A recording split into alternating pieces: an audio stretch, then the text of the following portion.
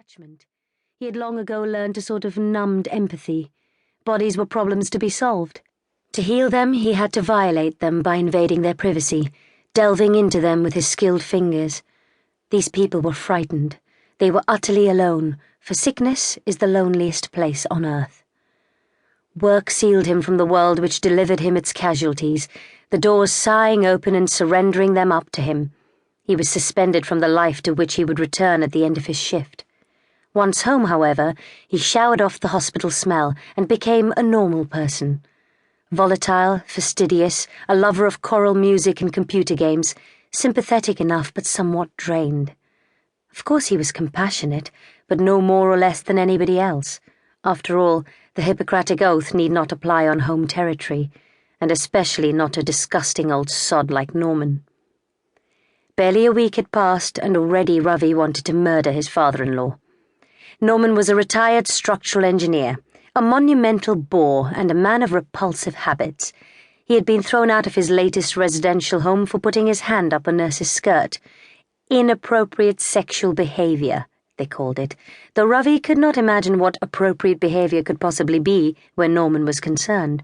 His amorous anecdotes, like a loop of muzak, reappeared with monotonous regularity. Already Ravi had heard, twice this week, the one about catching the clap in Bulawayo. Being a doctor, Ravi was treated to Norman's more risque reminiscences in a hoarse whisper. "Get me some Viagra, old pal," he said when Pauline was out of the room. "Bet you've got some upstairs." The man cut his toenails in the lounge. Horrible yellowing shards of rock. Ravi had never liked him, and age had deepened this into loathing of the old goat with his phony regimental tie and stained trousers. Ruthlessly selfish, Norman had neglected his daughter all her life. 10 years earlier, however, pancreatic cancer had put his long-suffering wife out of her misery, and he had battened on to Pauline.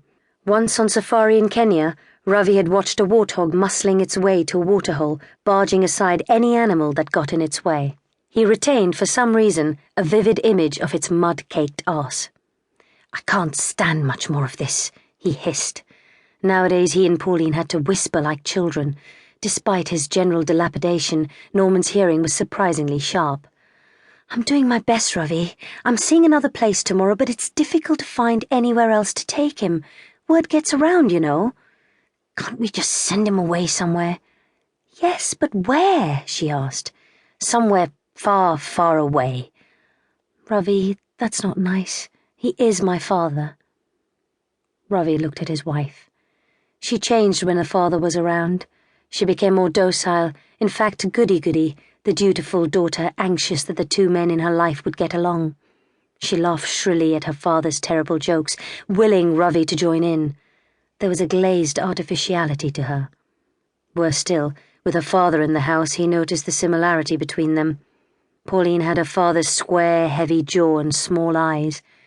On him they looked porcine, but one could still see the resemblance. Norman had stayed with them several times during the past year, whenever he was kicked out of a home, in fact. The stays were lengthening as establishments that hadn't heard of him became harder to find.